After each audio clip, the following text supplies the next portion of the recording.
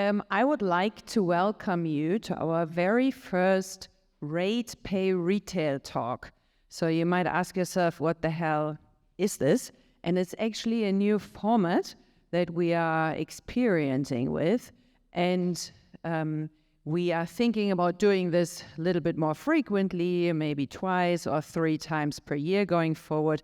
And the idea behind this is to bring experts from different fields and industries together to have a really strong discussion and derive new ideas and projects and innovations from that. So this is why we are doing this. And then obviously for me, still new, so this is why I'm saying it. For those of you who know us a little bit longer, we used to have a different office in Berlin-Charlottenburg in the Franklinstraße, where we could never really invite people because we didn't have the space. So this one here, our new home, where we have been since end of February, is always nice because we can use the space not only for our employees, but also to family and friends of Ratepay, and have really nice events.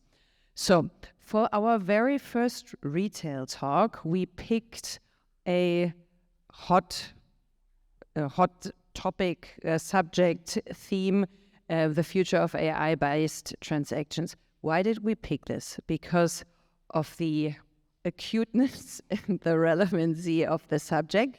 It's very interesting because you guys have been working in AI for more than a decade. So this is not new at all, but you will discuss this going forward. But with OpenAI and ChatGPT, it's all over the place. So, and what we also learned over the course of the last year and the last months is that typical panels that are on the subject are either superficial, don't go deep enough, or are a lot about the regulation, the risks. So it's always a little bit negatively connotated. And we would like to give it a little twist, a positive twist, and really go deep here in the future of AI and what it can really do with regards to improving consumer and customer experiences, and driving innovation forward. So thanks a lot to our panelists. Thank you, Ramin. Thank you, Till. Thank you, Steven, for being here. Thanks, Diana, for moderating it. So we'll have the panel discussion. Then there will be time for you guys to ask questions afterwards. And later, we have very nice wines here that you can test. You can also have a couple of gin tonics with us, and the food will be opened. And then we invite you to experience our terrace and the office a little further. So have fun, and over to you, Diana. Thank you, Nina. Yeah, I would like to welcome you too. I'm actually really passionate about the topic of AI. So I think this is going to be a super interesting discussion. I already had an introductory talk with everyone, and I realize this is going to be an interesting evening. Yeah, so brace yourself. Before we start, I would like to introduce myself very quickly and then ask the panelists to also introduce themselves. So my name's Diana Pulnar. I've been with Ratepay for 1.5 years now. I'm the CPO, so I'm looking after everything product. Yeah. As a product person, naturally, I'm very interested in understanding how to use AI. And so in my past life at eBay, 9 years in the product function, we actually used AI quite a lot. And so this is one of the things that I would like to pick up with my panelists here on the panel to discuss, on the one hand, what's about the hype right now, but also, haven't we used it for many years already? Yeah, and so this is hopefully going to be one of those deeper discussions that we are going to have, that Nina, no pressure, already told us about. Yeah, and with that, I would like to hand it over to Ramin to introduce yourself very quickly. Okay, Ramin Azadalai, CEO and founder of ExB Labs. We understand knowledge-heavy workflows, so we're analyzing all sorts of documents in all sorts of industries. And I started with AI when I was 12, writing my first chatbot. I'm turning 50 right now, so for me it's really an old hat, so to speak. And I was always passionate about linguistics, so LLMs and ChatGPT is of course, something that I love to see and experience evolving. Thank you. Till? Yeah, hello. My name is Till. I'm a senior director at Delivery Hero in the global product strategy team. Background-wise, I've been working on different AI topics in a plethora of other companies before. I was working in trust and safety for a large online marketplace with OLX, and have seen the application of AI on a lot of different topics in that area before, mainly around moderation of content and moderation of messaging between users, and also started my AI journey, so to say, at Zalando in the payments area. So overall, I've experienced AI for a couple of years, and it's of course now very nice to see how the topic of LLMs has brought the whole topic of AI much, much closer to everyone out there. Hi, my name is Steven. I'm Chief Risk and Chief Data Officer here at Ratepay. Now I also hear the echoes. So I'm with Ratepay for more than 2 years. From my background, I long time ago did a PhD in machine learning, always worked on the applied side of data science. So I worked with traders on algorithmic trading solutions. I also worked on brain-computer interfacing, analyzing brain signals. Worked at Zalando, I think, where we met first time. And device data strategies for companies. 2 years ago, I joined here, Ratepay, to help Ratepay to use AI to power their products. Yeah. Good. Thank you. I need to get one thing out of the way straight away. So let me ask the obvious. Yeah, there has been this declaration by Elon Musk and Steve Wozniak about the dangers of AI and the ask to stop significant development for a 6-month time frame to make sure that we understand the implications. And so maybe just as a first question, because I think we need to discuss it anyway, yeah? Yay or nay?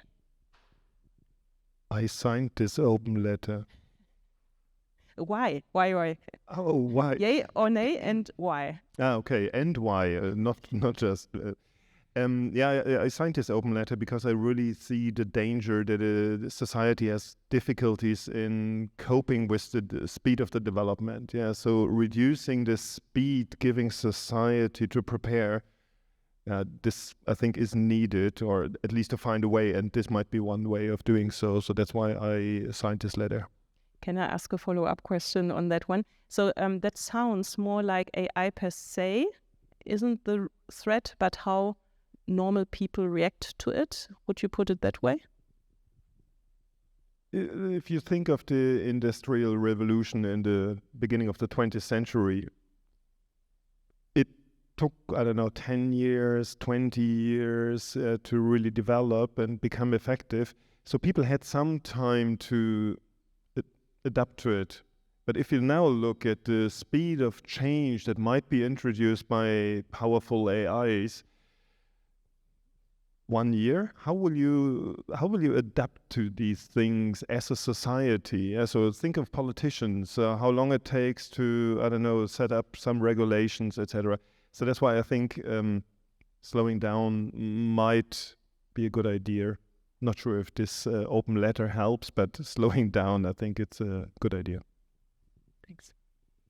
Yeah, my opinion on that is a strong no. I don't think that slowing down technology really will help for a society to adapt.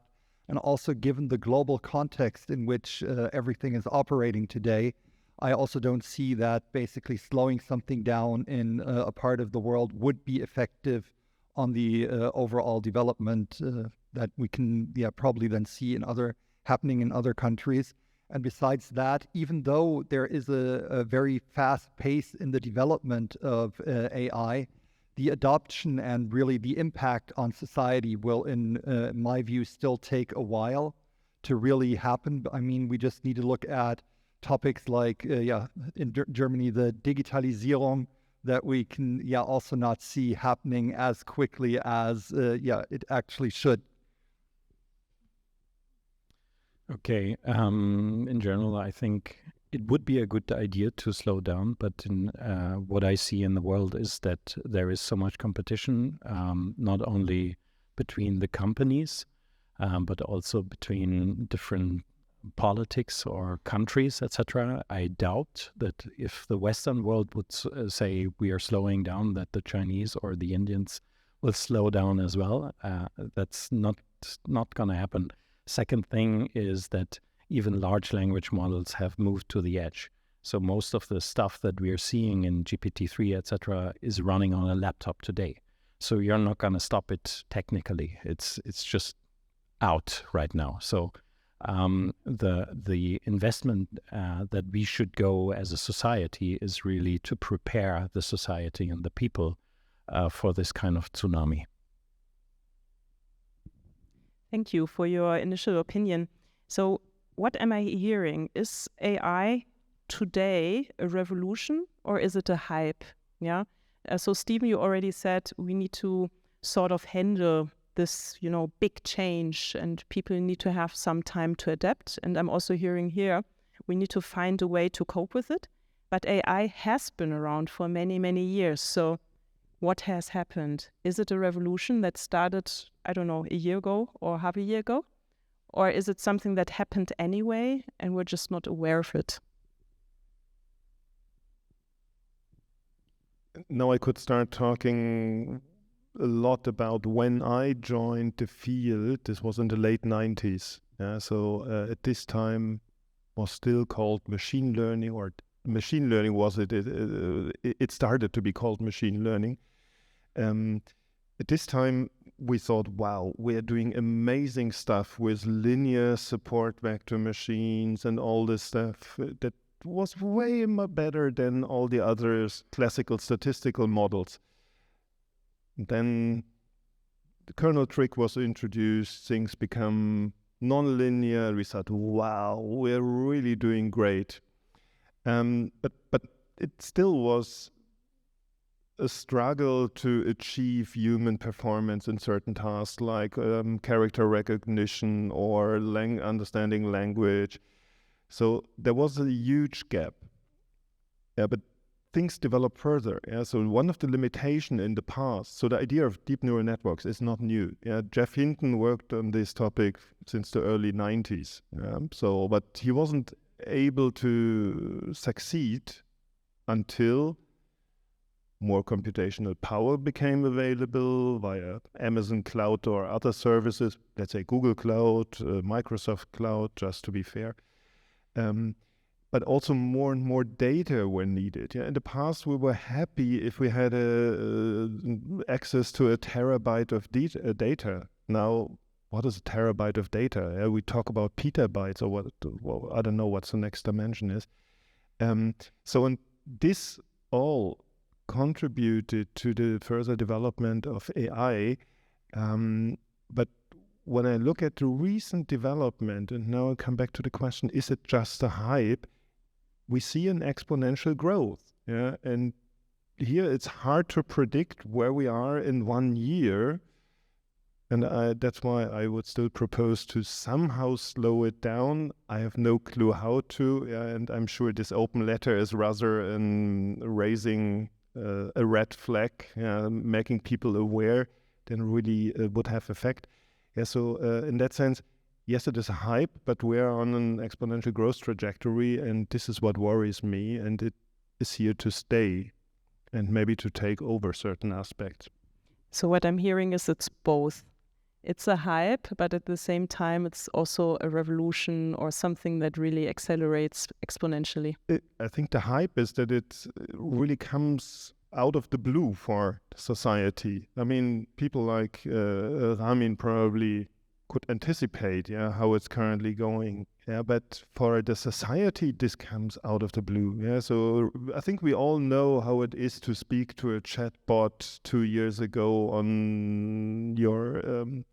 On your bank, it was a nightmare. To be fair. But if you now speak to ChatGPT, sometimes you have a hard time to find out. Oh, am I talking to a human or is this a machine? And I think this is really what created this hype around ChatGPT.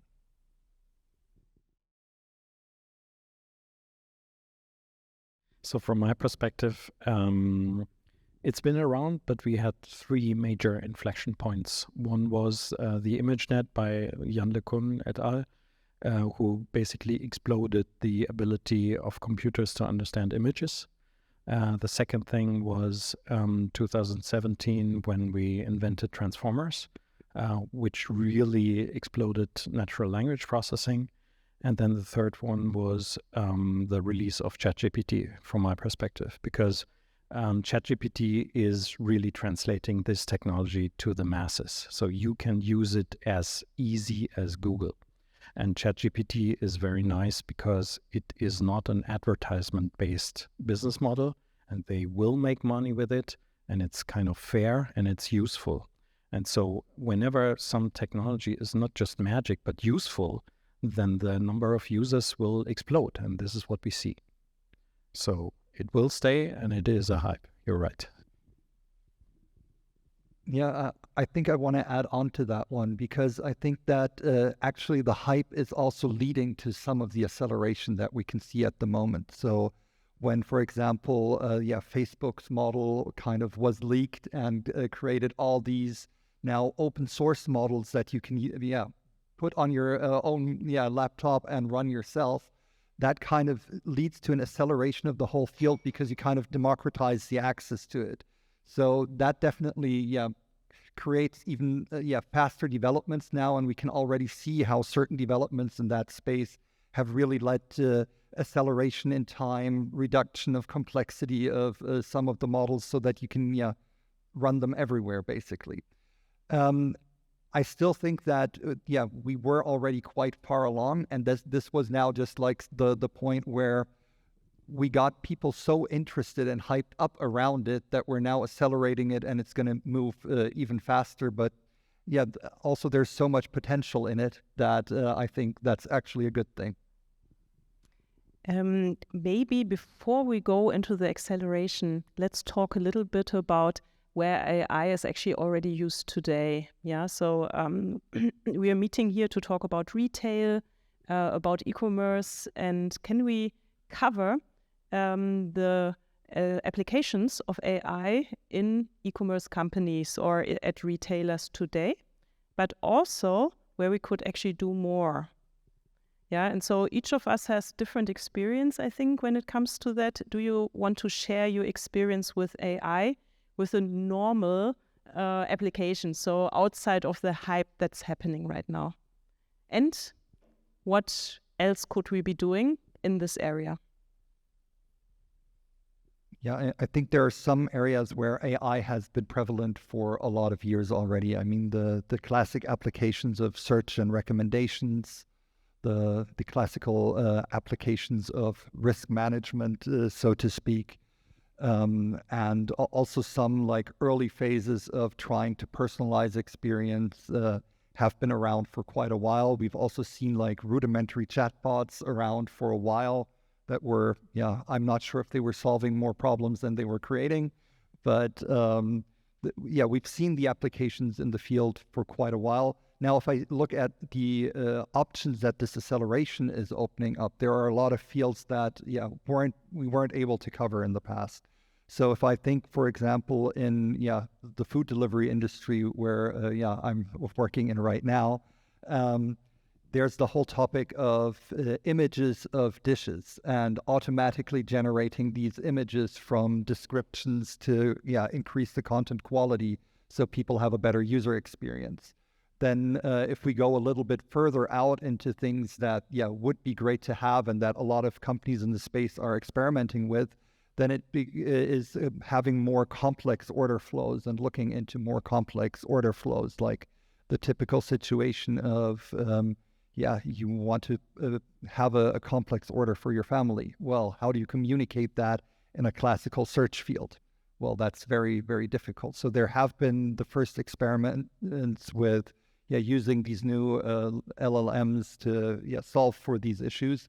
Of course, it's a new technology, so there are also problems that we didn't anticipate yet that we now need to to solve again. And there's also, due to all of the hype, there's also, of course, a lot of interest of people to try to break the new thing that you've installed. And especially with LLMs, there are always ways to get them to respond in ways that you don't want to.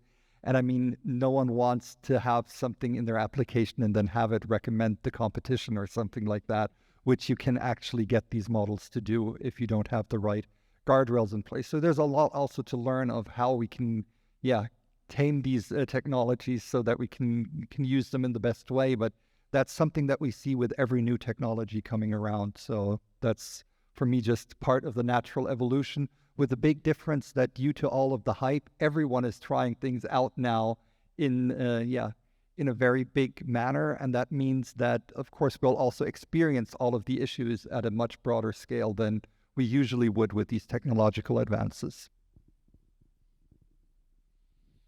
So from my experience, you have a lot of single interaction points where the customer is meeting AI. And I see that these connections, or the, let's say, user persona is getting more holistic. So understanding more of the context. We had a chat before on Amazon. I have a huge history on Amazon. My kids were born, etc. So I ordered diapers, and now my son is 13 years old. So Amazon knows basically the whole evolution of my kids and my family, etc. But it's not using it. And I'm kind of happy as a German, but on the other hand, from the user experience itself, there would be a lot of things that Amazon could do to understand what my situations are and what I would be buying next, or what my philosophy is. I'm buying organic food, etc. So there is a lot of things that could be derived from, let's say, the product descriptions as well, that could be used to personalize my experience. And what we see is we get a search engine list at Amazon, which is like the same as in the 90s, right? And so that's one aspect. The second aspect in my company, what we are experiencing is really that we are not only analyzing documents for single touch points, but really for insurances, for example, we are really understanding the history of the customer in the interaction with these companies. And I think that will broaden across many other areas like e-commerce and everywhere else, where you really have an understanding of that person and you are talking to that person. And I just mentioned a sentence. We had a couple of SEO optimizations for our company, and people were by accident sending us emails where they were interacting with Klarna and Shop Apotheke. I heard Shop Apotheke is one of your customers.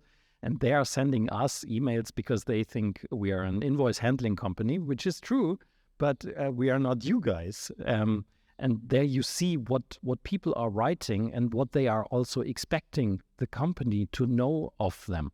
So this little dialogue interaction step that they are doing with an email assumes already that the company has a huge pile of knowledge of that. And that's true, but it's really made by the people who are working at the company and who are looking into records. And I think this step in understanding and reflecting a user as a person, that's going to be AI next. Maybe one thing, quickly, one comment. Actually, when we had our pre-discussion, Ramin mentioned how the user flow could be optimized based on the information from the listing. One of the things that I struggled in my past at an e-commerce company was that we actually didn't have a lot of information or structured information about the items or all the products that we sold on the site. Yeah, and so I was like, I don't know how to solve this. You can't even adapt AI or apply AI to it if you don't understand the data and if you haven't structured it. And so Ramin made me aware of the fact that his company actually structures unstructured data, yeah, and so it goes even further, yeah. So you can actually use AI to structure the data and to understand what you have on your site, to then apply additional AI algorithms to optimize it, yeah. And so that showed me how deep the opportunities really are, and it hasn't yet been done, not enough at least, yeah. I would take one step back. Yeah. So when it comes to AI, people, or currently everyone tries to say, oh, I'm doing AI, we're doing AI, oh, this is a problem that could be solved with AI. If you go back to the basics, and this is more machine learning, in the end, what matters, you want to train a machine to fulfill a certain task. Yeah. So what does it take? You need to find a way to make this quantitative. Yeah. To give the machine a feedback, what is better, what is less good, and you need to have data. If you reduce it to this, you could argue you could almost turn every problem into an AI or into a machine learning problem. Yeah. So be it a recommender.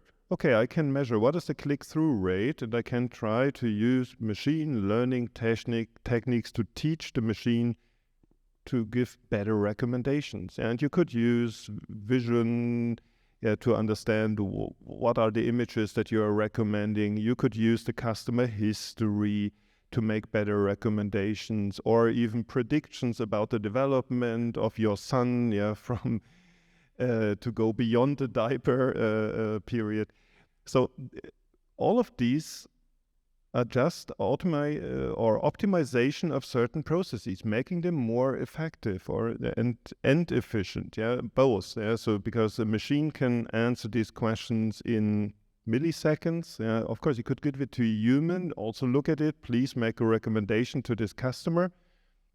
This is often how marketing also thinks about it. Yeah, so let's analyze this customer. What is the best marketing strategy to approach our merchants? And of course, that's amazing. But if you want to do it at scale, better use a machine. Yeah, but for this, again, you need to quantify. So when I joined Zalando in 2012, I was hired as the first data scientist at Zalando.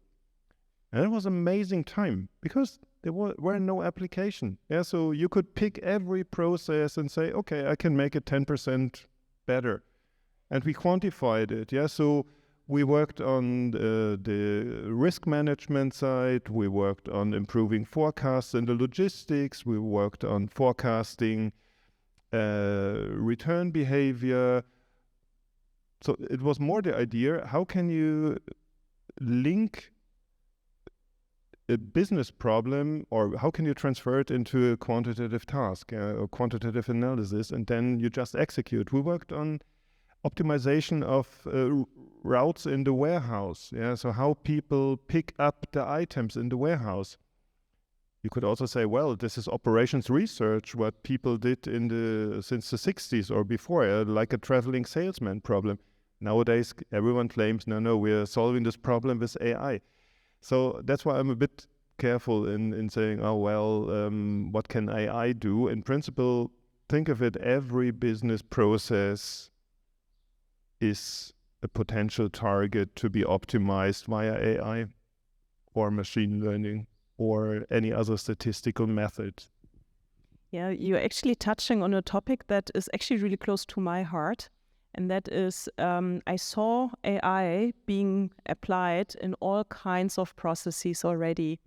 But when it comes to personalization, true personalization, I still feel that AI is used in each part of a user journey, for example, but in isolation. Yeah. And so my own experience is great AI algorithms in search, great AI algorithms in browse, great AI algorithms in advertising, and so on.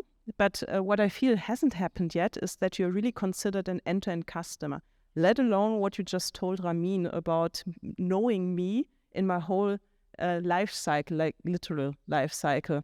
And so why is that not happening? Because it seems much more straightforward than ChatGPT or anything else that we're discussing right now. It has to do with the feedback that is needed to train your machine. Yes, and of course, if you pick a local process, conversion on the website, for instance, yeah, so then it's much easier to measure the conversion uplift than to really measure a complete personalized customer journey and try to optimize it. Of course, there are also ways to do so. By sorry, I forgot the methodology how to do. But the problem is that you need to measure then the process also end to end. Yeah, and this introduces a lot of difficulties. It's not my mobile, isn't it? So that's why it's much easier to optimize individual touch points than one global customer experience, because this problem is quite complex. And the term I was missing before was reinforcement learning, where you really can try to optimize a customer journey by just exploring different policies. Other opinions on? Well, I think that there also is another complexity next to the difficulty of the measurement. It's usually that organizational design also then comes into play once you try to really look at journeys all across the company, and then you need to really align topics across large organizations. So kind of retrofitting that to a large organization that has the data is very complex. And if you're a small organization trying to build yourself up with that principle, you don't have the data to actually do so. So it's a little bit of a chicken egg problem in that case. Yeah. But that's the interesting part, I think, with LLMs, because LLMs know a lot about the world. And so they kind of externally solve your data sparsity problem. And I think that is a great opportunity, especially for startups. Yeah, so I'm looking forward to seeing solutions in this area because I really feel this could be the next big thing, in e-commerce, to really give you a super optimized and super personalized experience, But I'm hearing there are hurdles. But one thing to add, even if you're optimizing locally, you should always measure the impact globally, because you can do locally, it looks great, but if you then look at, I don't know, profit or the overall contribution of your solution, it might be negative, just by overlooking the other dependencies to other processes. Good. So I want to change subject a little bit. So we talked about where we're using AI day to day and where we might not even be aware of that. So I want to talk a little bit about the risks, also the negative sides of AI. And one of the things that has been discussed a lot with social media, with Facebook and so on, is this idea of echo chambers, where once you are on social media side and you've sort of through your interaction shared what you're interested in, that you continue to get the same content. And so that you're almost in a bubble where you are fed the information that you actually wanted to hear and where you can't hear anything else, no critical voices and so on. What's your opinion on the negative sides and what can be done about specifically this problem of self-fulfilling prophecy if you use AI algorithms? While you guys are thinking, I think one of the hard things that is happening, like when you're looking at TikTok, is that there is a gamification part in it. So people, by using, are forming the algorithm to generate them this bubble. When you're looking at, let's say, Delivery Hero or other companies, then the amount of context that you could gain outside of this app to understand the user will be much, much larger. And so I think reducing the knowledge about the customer to predict him and generate content that fits him is exactly what's happening with TikTok, etc. But really understanding more of the context of the user will help, I think, to break out of that bubble, because you understand is the other person's the person is sharing the room with, for example, or what's the is she in nature, for example, what kind of personal situation is there, is she traveling, etc. And so there is a lot of external knowledge that can kind of kick you out of the local minimum. That could help certainly to kind of enrich the predictive model.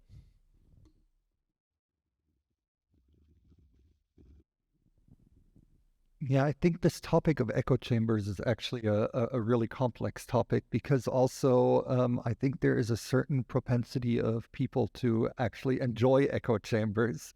And that kind of also then reinforces such echo chambers forming. I'm also not really sure if adding more context because of that will actually solve this problem of moving people out of the echo chamber, or if it will not actually even keep you closer into it. Because right now, if I once behave differently from how the algorithm would predict me to behave, I actually move slightly outside of this local minimum. So if I look at some content that I usually don't look at, I'll get recommendations about that because of kind of the algorithm predicts my behavioral shift, and not that I've just by accident clicked on something. And if you add more context, it can actually also reinforce the echo chamber in that way. I still don't like echo chambers, especially here in this room. But I wanted to highlight a slightly different angle of the risk that comes with AI, and especially in the let's take examples of e-commerce. Yeah, so if you have a lot of locally optimized processes, what they all depend on is the data that feeds into these processes. So this creates, and this is really something where e-commerce companies are not fully aware. Yeah, they really create a system, highly complex, highly dependent. So if you change it somewhere slightly, it might have an exponential effect and really bring other systems that are optimized for other data completely out of sync. And this is a danger that some companies are not aware. Yeah? They're using AI all over the place, optimizations here and there, but how these algorithms are connected to each other, this is often not under control. So that's why, for me, one of the most important things is really to have a proper model risk management system, that tells you what is the impact of this model, what kind of decision does it take? Is there still a human who can overrule the decision, or is it a system that runs fully autonomously? If it's running fully autonomously and taking highly important decisions with a huge impact, you should have a good coverage of monitoring of these systems. How are the inputs to the system? Is the output at least in the range what you expect? Yeah. So these are things where I think people or companies are getting more and more aware of this, that they created these strong dependencies in their ecosystem, and it's also a problem that interests me quite personally. Yeah. I think this is an interesting challenge to solve, because one of the follow-up questions that I wanted to ask is, so is there a responsibility to actually try to avoid these echo chambers? So how far can you go? We in our pre-discussion, we talked about in an e-commerce site, do we actually need to optimize for revenue? Or do we want to maybe optimize for sustainability? And because that is what, as a society, we're striving for.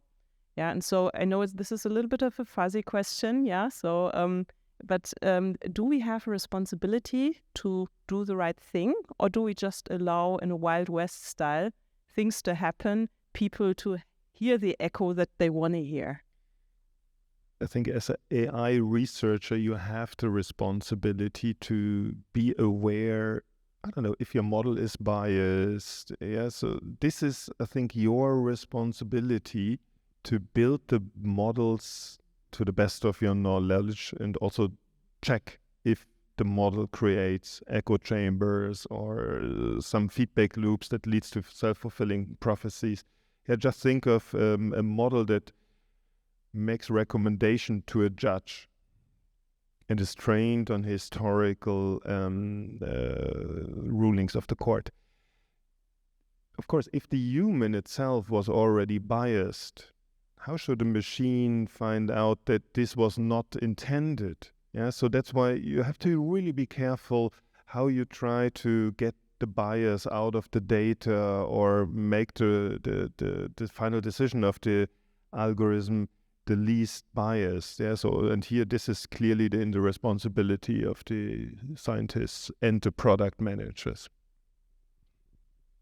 Yeah, I think exactly the core problem is that AI is an infrastructure, and this is something where you are generating value for the company, but designing a company in terms of what are the objectives of a company is a very important step, because going forward with AI, you will be able to manipulate a lot of people easily and many companies out there. It's not going to be just Cambridge Analytica.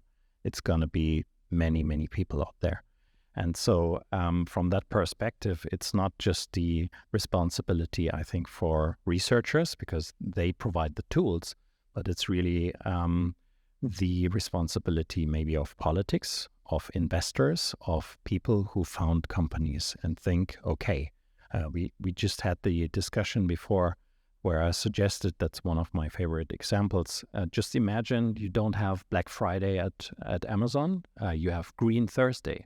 Green Thursday would mean that they just change their little algorithm that is predicting a list of products to you towards not maximizing their margins, but really to maximize or minimize the carbon dioxide footprint, for example, or sustainability, etc. Just one day at Amazon, what kind of impact would that be, that you just change the machine learning algorithm to have a different objective, not maximize the money, but reduce impact on nature? I think that would be a really worthwhile experiment. Yeah, I think that's an interesting question overall to really understand where responsibility lies in this case, and also what the right objective functions at the end of the day are. And yeah, it's at the end, it's kind of like with every tool. Every tool can be used in the wrong way, and in the end, it's kind of the responsibility of a society to understand what is the right way to use the tool, and that will likely also differ from society to society, what they deem as kind of something that you can do with it or that you shouldn't do with it. So in that sense, I think as a society as a whole, we have the responsibility to really understand what this means in terms of using a tool. But I still believe that at the end, I'm not a big fan of regulation in that sense. I really believe that, things like this will just come out over time. Yeah, talking about regulation society, one other maybe a little bit touchy subject, and that is what do you expect to be the impact on employees in general? Yeah, so there is automation through AI. The way we're going to work is going to change as a result of AI. So what's your perspective on how this is impacting us? And again, what's the role of society in this impact? Because we already touched on that in the beginning. It is a revolution, yeah? So I think we sort of agreed it's a bigger thing and it's going to be here for longer and we need to adjust to it, yeah? I think I worked on several topics in the past where we wanted to optimize processes that involve humans. Like at my time at Outfittery, we wanted to optimize the role of the stylist, or to automatize the role of the stylist, making recommendations to the customer, how should a good outfit look like. And of course, I was also asked the question, hey, what will this do with all the stylists? And I told them, it will change their role. Yeah, so it's not that they serve a single customer anymore. Yeah, they can leverage, they become the teacher of their own AI. And by this, they can leverage and serve, 1,000 customers simultaneously. But still, the human is important in this loop. Yeah, so that's why I think the job description may change from executing a process into providing feedback to an AI, telling what's good, what's bad. This might happen to some jobs. Yeah. So, but here I'm not worried about because if you want to scale a certain business, often you reach a point where you can't scale it with increasing or doubling the size of your employees. Yeah, so you need to automatize. And if you find a good trade-off between how much would the AI do and how bring you the human into this loop, I think then we're on a good way. I think this is exactly the reason why in my original assessment I said the overall, we should not slow down or stop anything, because the societal impact will be, in my opinion, very different from a lot what is spoken about, that we will kind of like now lose a ton of jobs or something like that. I really believe strongly that the role of people will shift. Everyone who's kind of used ChatGPT or something in their day-to-day work has realized it's kind of like working with someone who has a lot of book knowledge but has never interacted with the real world. So it's really just like working with someone very junior who you need to then kind of like ask the right question to over and over. Yeah, that's almost right, but change it a little bit because this also happens in reality. So it requires a different skill set from someone working. It kind of emphasizes more the skill set of almost like handling people than just a pure technical skill set, also for certain technical challenges. Like, yeah, you can write code with ChatGPT, but you still need to know enough to be able to judge someone else's work. So in that sense, it's not like jobs will completely get lost. It will just transform the way that we work with the help of basically AI. Well, I think there is a couple of aspects here.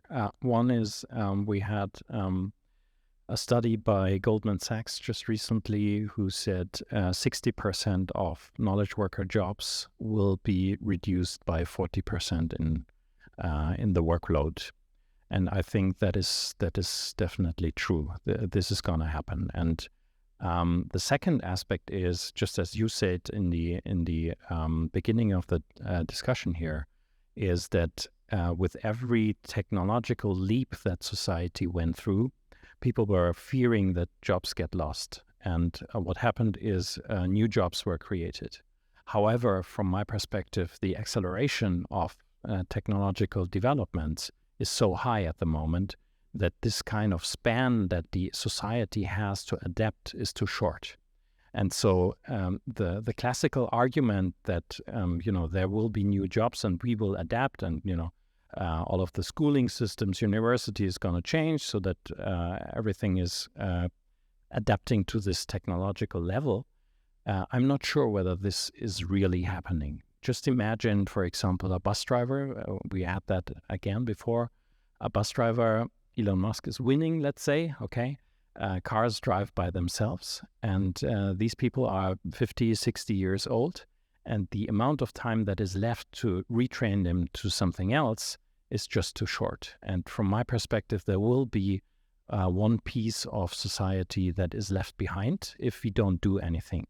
And this is my hope for Europe, because Europe is more kind of socially aware to this kind of problem, and we will fix this. I'm not sure about America.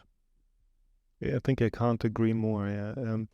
But still the question is how to do this change. Yeah. Is it something that needs to be solved on the AI side, like slowing down? Or how can we as a society catch up much faster? Yeah, so and this is where I'm a bit worried about, okay, how quickly can we really catch up before we got overrun by the tsunami, as you called it in the beginning. Yeah. Good.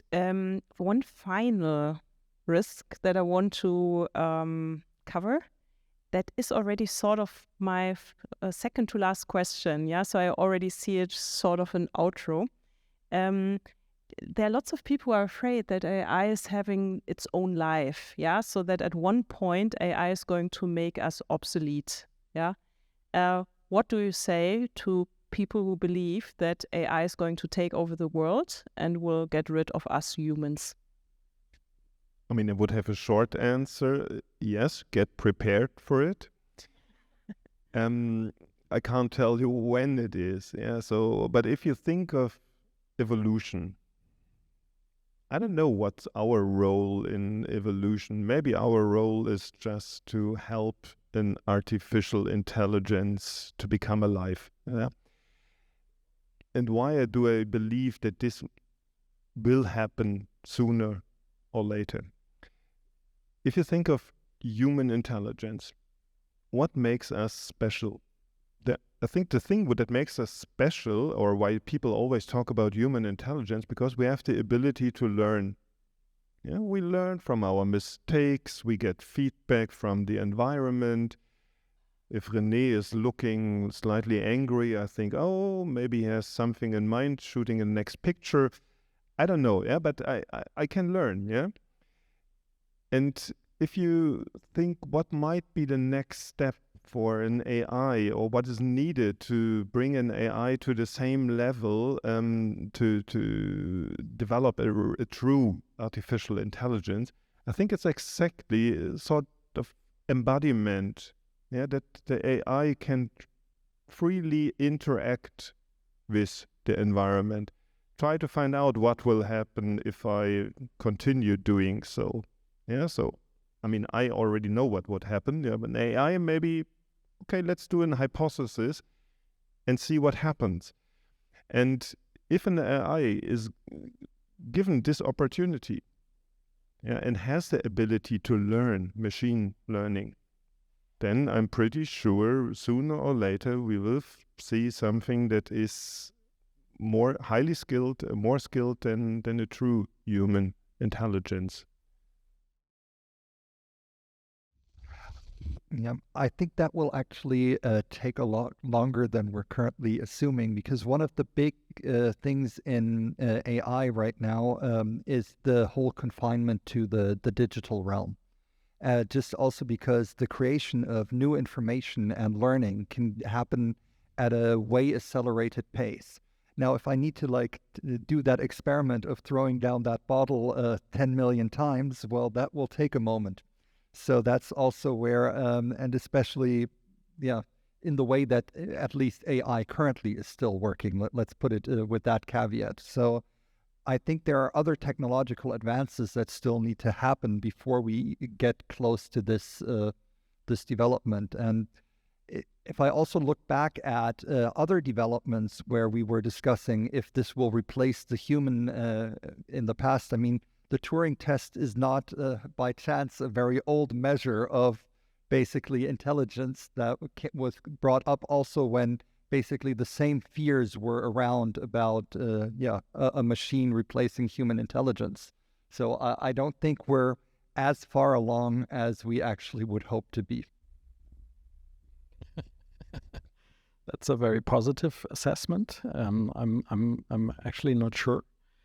Because what I see is, and I had exactly that discussion on Monday with some friends, and they were asking me, if artificial intelligence is getting self-aware and consciousness and so on. And I said, well, my fear, to be honest, is that humans are using AI to destroy humanity instead of AI is destroying humanity. And it's going to happen in way more subtle ways than we think. So they will not use atomic bombs or something.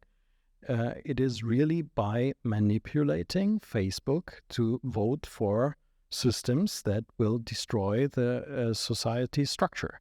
And this is way more subtle because everybody of us will be, manipulated a little bit instead of shooting lots and lots of people. So that's one aspect from my perspective. And the second thing is we should definitely think about AI using or solving problems that are way bigger than a bunch of people can solve. So my hope is if we have artificial intelligence towards a global climate change, let's say, or the accumulation of garbage in the seas, etc. These are huge problems that are across nationals, etc. And if I'm looking at politicians who basically have the same brain mass as I have, because we are all the kind of same biological things walking out there, our capacity is limited. Our ability to coordinate in political discussions is limited. And so the richness of the data, of the problems that we need to solve, like climate change, the richness is there, but we don't have the capacity as a society to really solve it. And from that perspective, I think there is a lot of things that we can do beyond weather predictions or something like that. So I emotionally went through a whole roller coaster, just listen to your answer. It started with something very, very bleak and ended up in a good place. So this is actually my goal now for my final question here. I want us all to walk out and be very, passionate and positive about the developments around AI. I'm going to ask a very fuzzy and open-ended question. Stephen already told me that's his favorite question, so not.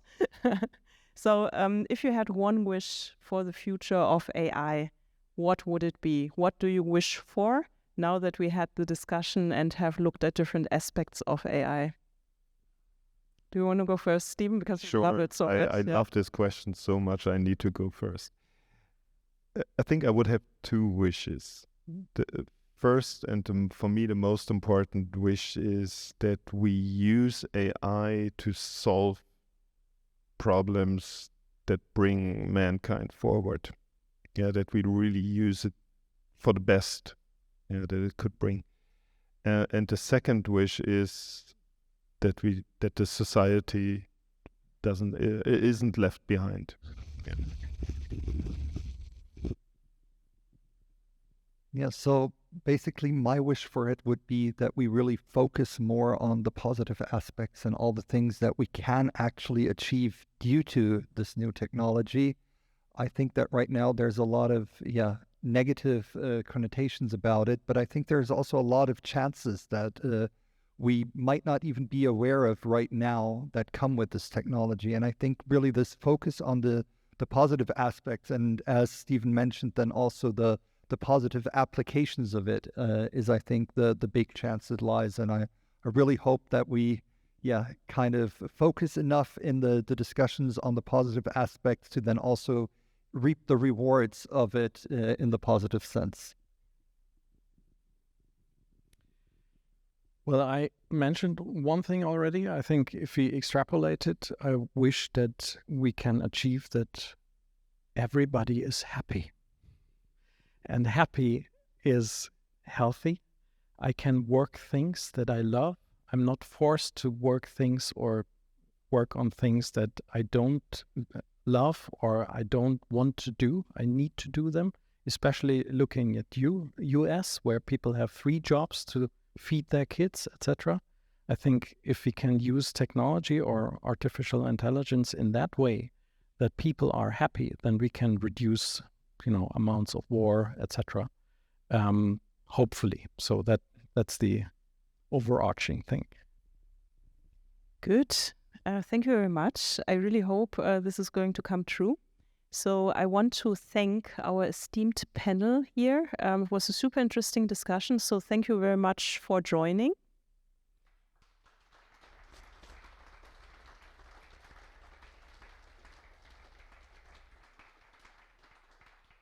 And I now open up for questions from the audience. Is there anything that you would like to discuss? Anything that you want to follow up on of the topics that you've heard about? Yeah.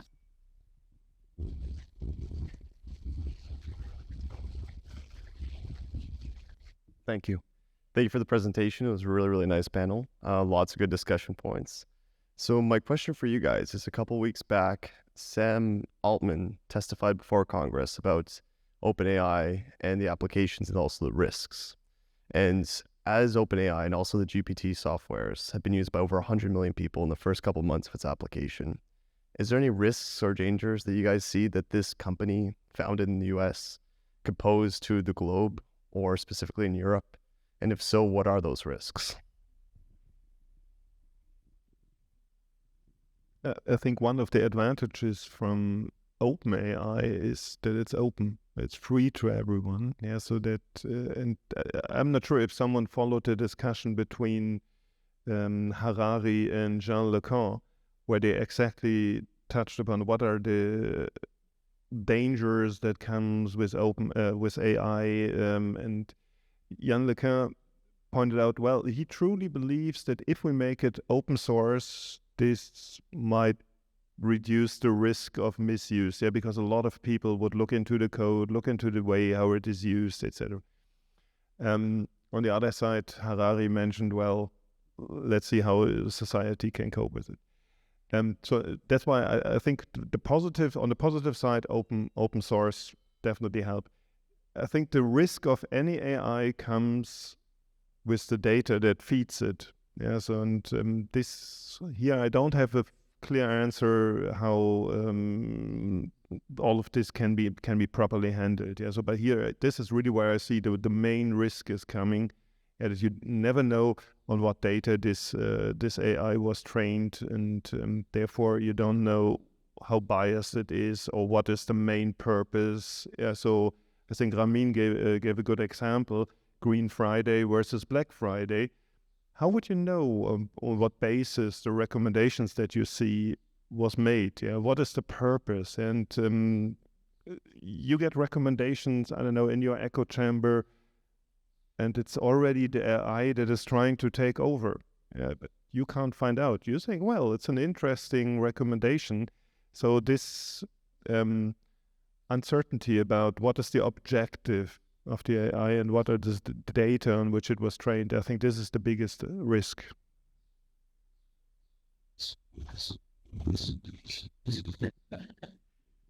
You want to still think, or do you want to answer? Okay.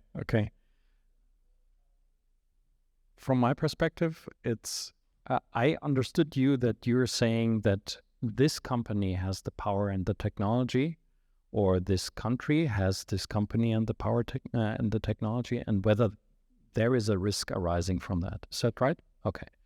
I'm absolutely with you. I'm fearing this. I'm not saying pro Europe, but I'm absolutely pro multilateral.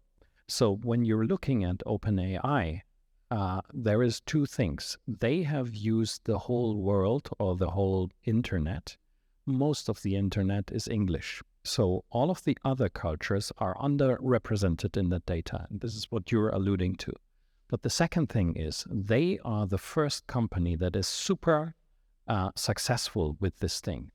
And there will be no other company. And this is why Microsoft bought 50% or 80% of that company, because they are the first. They will stay like that, just like Amazon and whoever. And this is bad already. The second thing that is also bad is the number of users is exploding. People are using it, and when they are using it, they are providing feedback data. So the gap between any competitor and ChatGPT is widening because they are generating their own feedback data. They are getting better every day. When you're looking at your own personal history at ChatGPT, I don't know whether you're using it, but if you're using it frequently, and I know a lot of people who are using it frequently, the nice thing is that it knows that this is your account. You are the person who is asking this. One thing is you are providing a lot of knowledge about your life, your religious things, your work, I don't know what. And it's building up exactly this person. And it's, of course, building up a representation of your person, how you're thinking, how your knowledge is evolving, what kind of questions you're asking, etc. So this model of the millions and millions of users that OpenAI is building up is something that they haven't monetized as of today. So there is a huge risk that this company is really, flying away, and we don't have any chance to catch up. And this is something where everybody needs to be concerned, not only, we in Europe or Chinese or whoever, but everybody else, like in this AI field. Sure. Thank you. So yeah, that's exactly what I was referring to. And I think also there's a consideration of the legislature that comes around this topic, where if OpenAI is the first to come to Congress and testify and explain the risks they have, they're more willing to cooperate with them and potentially guide the direction as to where they want the regulations around AI technology to be done, and not where other countries or other companies that are starting up. But what you're seeing in the Congress over there, as well as to some degree in the AI Act in Europe, is that both of these directions are, from my perspective, moving towards helping the bigger companies kind of stay safe, whereas the innovation and the smaller companies will lose out because they don't have the power to, handle the data as the legislation is requesting. And so what Sam Altman is doing is basically he is helping politics to manifest his monopoly. This is a disaster, to be honest. Yeah. Can I ask one more short follow-up? This is a very quick one. I just want to know from your guys' experience and knowledge, what is your P-doom? P-doom. This is the probability that you think artificial intelligence will pose an existential crisis to humanity. I think a lot of Sam Altman and these guys recently signed a paper a couple weeks back describing that they have this existential threat that AI poses, more so than just the open letter that was signed by CEOs of companies not in the AI space a couple months back. Do you guys have a number in mind or have ever thought about this? Okay. Just thought I'd ask. Well, I think it's easy now to kind of throw a number out there, and then if in the future you prove to be wrong, at least you said, okay, well, I was just trying to be, just throw my chances in there. But I don't know. I think maybe around 5 to 10% is kind of a conservative estimate. Thank you.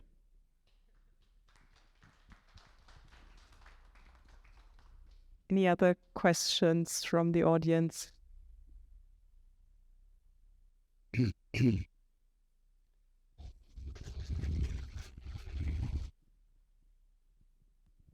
Thank you.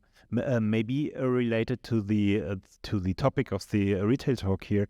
So I'm a little bit surprised that we do not see in practice that we do not see more results of machine learning and language models in the reality. So, for instance, if I buy things on the internet, for instance at Amazon, so I would expect that a machine learning model could present products much more better than we see it right now in reality.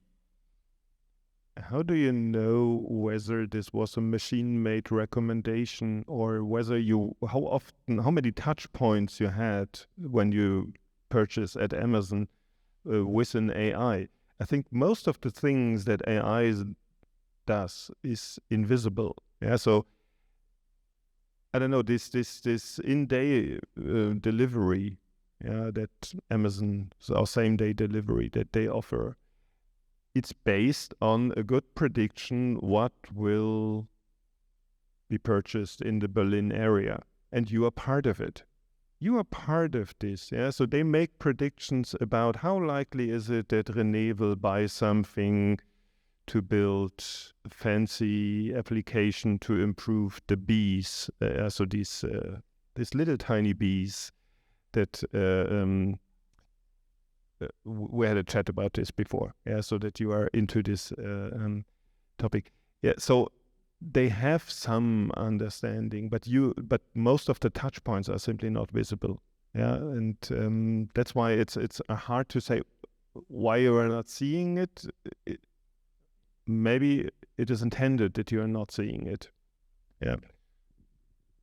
Yeah, I think in the end it boils down to the models being statistical models. So basically, to really see the statistical model fully in effect, you need to see a lot of data points to really understand what is happening towards you as an individual, because also these models are usually based on large populations and then predicting larger populations, and are usually quite accurate on the large population, but not necessarily always on the individual. And that means even though these models might be working extremely well at the bigger scale, it might not always appear to us when we're interacting with them. Yeah, that's absolutely right. But there is a third point from my perspective. So one of the big leaps that people out there are experiencing is ChatGPT, which is a consequence of large language models. Large language models basically reflect the condensed knowledge of humanity.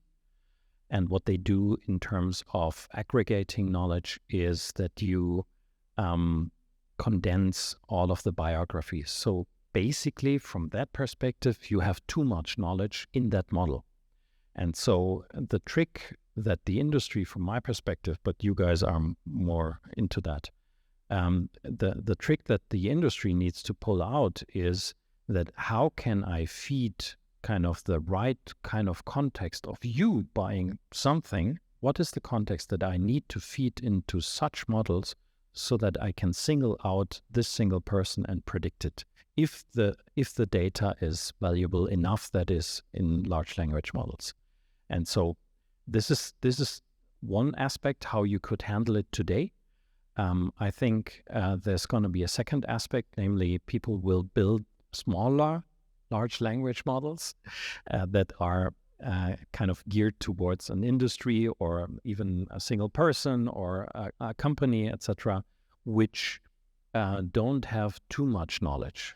From my perspective, large language models right now, like GPT, etc., they have too much knowledge, and you have to work on getting the right kind of data out. And this is why people are, having interactions in prompts with ChatGPT, etc., because the first shot when you're asking it is delivering something, but you're not happy with it. So you're changing via interaction the context that you're providing to get a better result.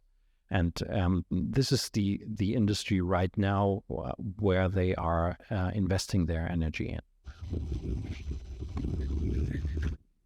Yeah, maybe I would like to follow up on this question. How many touch points do you think you may have per day with an AI? So who thinks he has less than 10 touch points with an AI per day?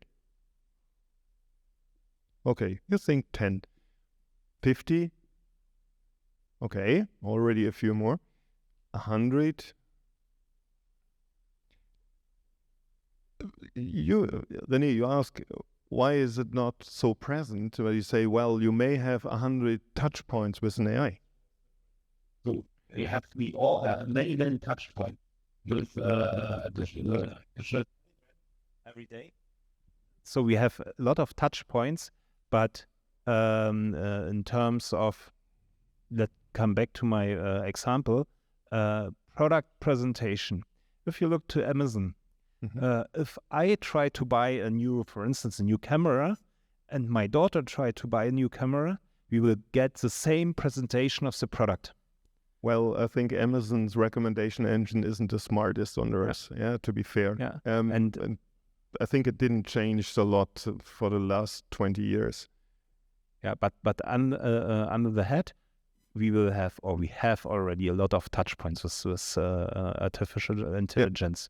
Yeah, so that's not what I meant here. Of course, sometimes you experience interaction with less smart touch points, and this is, as I mentioned, the example of these boring or these poor chatbots, where you say, well, I mean, one of the interesting things, people, whenever a human gets an interaction with a chatbot, guess what the first thing is that a human tries to do is try to cheat this chatbot. Really try to make it answer stupid things. And of course, usually you get in contact because you want to get an answer to your question, but you have the feeling it's a machine. You really try to prove the machine, hey, I'm smarter than you. And of course, if this is your experience with an AI, then it's not a good AI. 2 points here. I'm with you on Amazon. It even bugs me that Amazon doesn't know that I bought it when they did some advertisement. So they are still doing the same advertisement, although they should know that I bought it already. This is bugging me way more. Number 2, when you're looking at Instagram or Facebook, they are nailing my buying behavior pretty well, to be honest. So I'm buying a lot of my clothes, etc., via Instagram because Instagram knows me. I don't know why, but it's really, really nice how they can track my consumer behavior. Now, if you imagine that we would combine a large language model or ChatGPT with Amazon, I think that would be really a nice thing. So I don't want to enter like in Google some word about a camera or something. I really want to discuss with this machine whether Canon or Nikon is the hot shit to go and why. And the machine should explain to me, okay, the Canon, you have been using this for 5 years. Now, these 5 features are bugging you. With the Nikon, it's totally different. You could use this and this and that. And by the way, your friend is using it also. So this kind of interaction, that would be something that I would expect from Jeff Bezos instead of flying to Mars.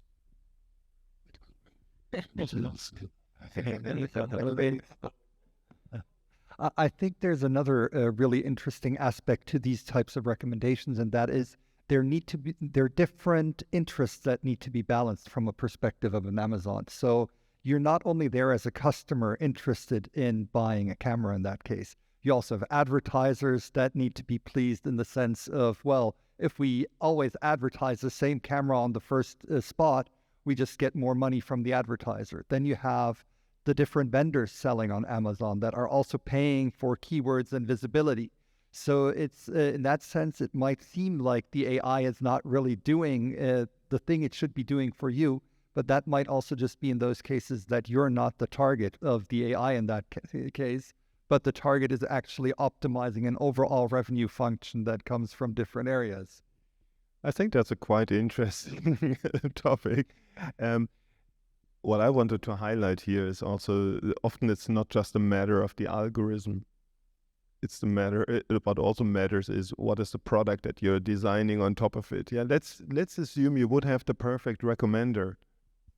Why would you still show it on the website and waiting for someone to click on it? Why don't you send it already to the customer? You know it's the perfect recommendation, right? So that's why I think it's closely connected, the capabilities of the product and the algorithm. So if both things doesn't go together, the user experience is maybe not that great. And that's why product and data has to very closely work together to achieve the best customer experience. I like this to be the final sentence. I love to collaborate between product and data, and for that matter, across the whole company to actually really provide a good experience. I would like to wrap it up right now, but that doesn't mean that we cannot continue the discussion. You have seen that we have prepared some food. So I want to invite everyone to get some and continue the discussion in a smaller group. Once again, I want to thank our panelists. I think that was really great and interesting discussion. I'm left between really excited and anxious, and I still need to decide what my takeaway is from the discussion. But thank you very much for sharing all your knowledge and your competence and your experience with us. And now I want to open up the buffet. Thank you very much.